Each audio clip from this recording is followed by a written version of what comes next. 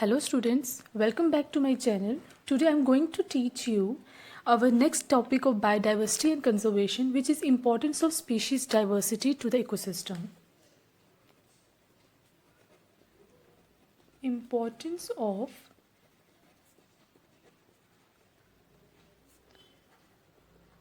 species diversity to the ecosystem. इस topic में ecologist ने कहा कि जो भी कम्युनिटी में ज़्यादा नंबर ऑफ़ स्पीशीज़ होंगी वो कम्युनिटी हमारी स्टेबल होगी और जिस कम्युनिटी में less number of the species होंगे वो लेस स्टेबल होगी. Let me right first. Ecologist believed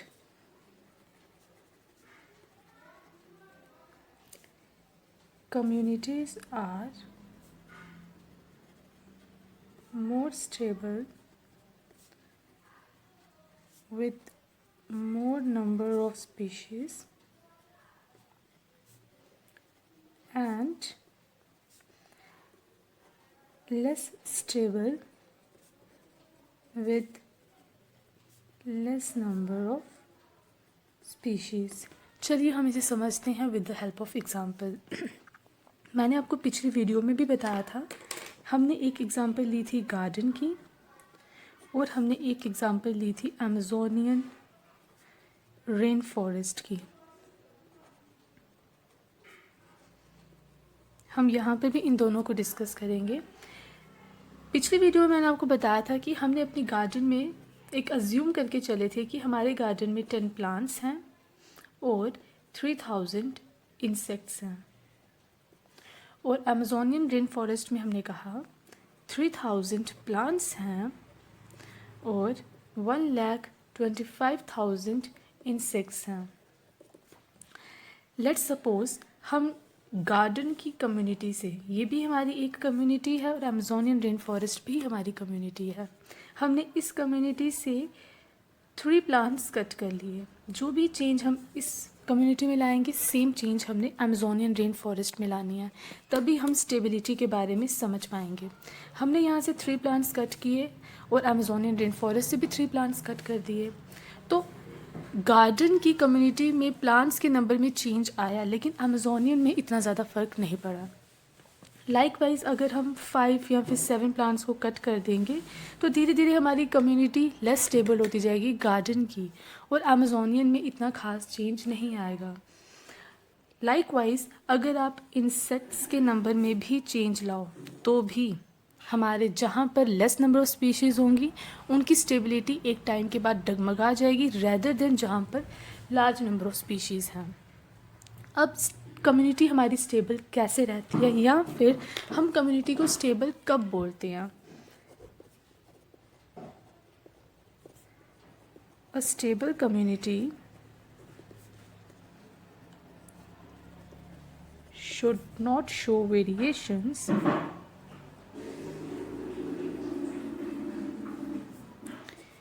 in productivity from year to year. हम एक कम्युनिटी को स्टेबल तब कहेंगे जब वो बिल्कुल भी वेरिएशंस शो नहीं कर रही है, हर साल हमें सेम नंबर ऑफ़ प्रोडक्टिविटी दे रही है, सेम मोर और लेस सेम होगी जब प्रोडक्टिविटी, तो वैसी कम्युनिटी को हम बोलते हैं स्टेबल. अब ये कम्युनिटी अपने आप को स्टेबल रखती कैसे है? पहला रीज़न आ जाता है इन्वेजन ऑफ एलियन स्पीशीज़. पहले तो ये एलियन स्पीशीज़ को एंटर ही नहीं होने देती है अपनी कम्युनिटी में. इन केस अगर कोई स्पीशीज़ हमारी कम्युनिटी में आ भी जाए तो ऐसी कम्युनिटी उन्हें सर्वाइव ही नहीं करने देती है, उनके नंबर को डिग्रेड कर देती है. दूसरा, ओकेजनल डिस्टर्बेंस. अगर इन केस कम्युनिटी में कोई डिस्टर्बेंस आ जाए, चाहे वो नेचुरल हो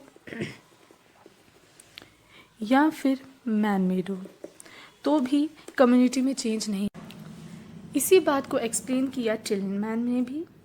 टिलमैन एक इकोलॉजिस्ट थे, उन्होंने स्टडी किया वास्ट एरिया को और कंक्लूड किया, सेम वही बात कही जो हम पहले पढ़ रहे हैं कि year to year productivity same रहेगी।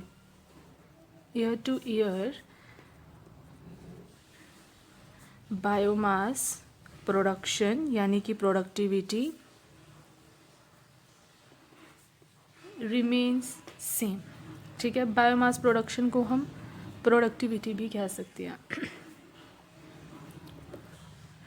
अब अगर हमारी किसी भी एरिया में डाइवर्सिटी बहुत ज़्यादा है, डाइवर्सिटी बहुत ज़्यादा का मतलब जब स्पीशीज़ हमारी मोर नंबर में प्रेजेंट हैं, इट मीन्स वो प्रोडक्टिविटी भी हमें ज़्यादा ही देगी।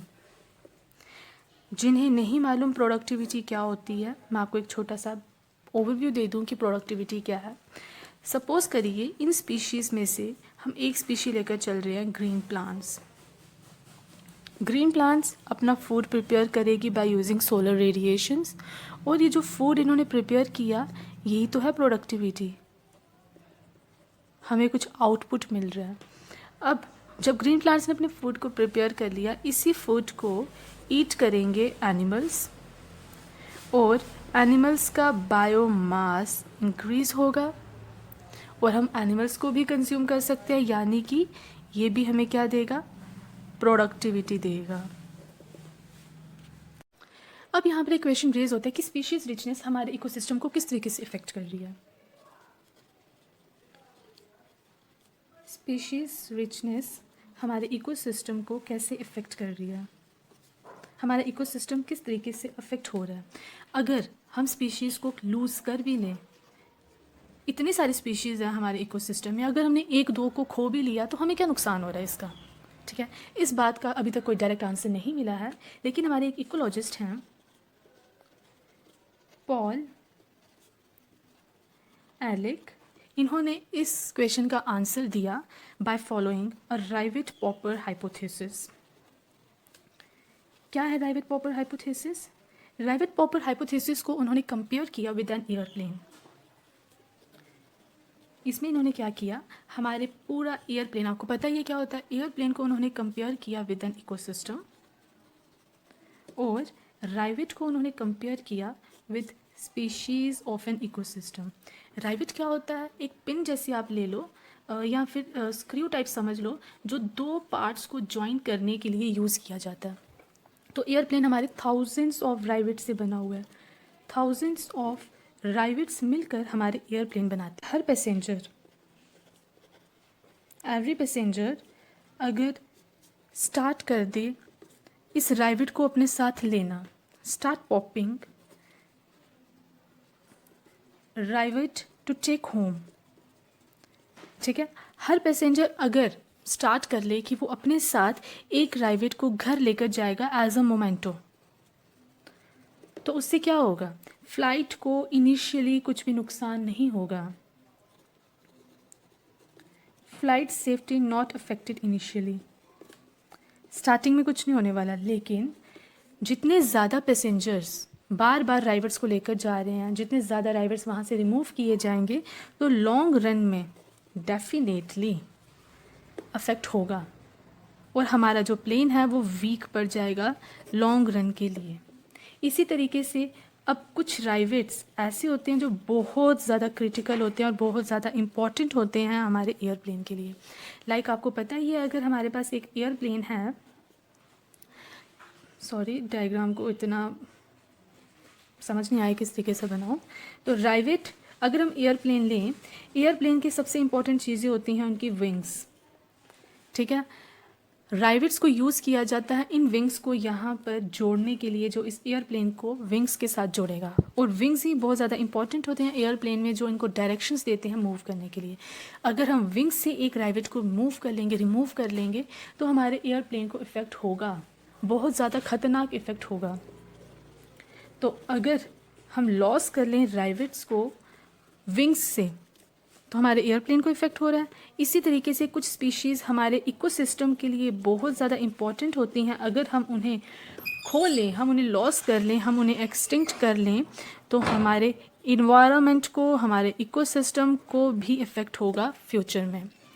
सो हमारा अब नेक्स्ट टॉपिक, नेक्स्ट हमारा टॉपिक आएगा loss of biodiversity, which we will discuss in our next lecture. Thank you.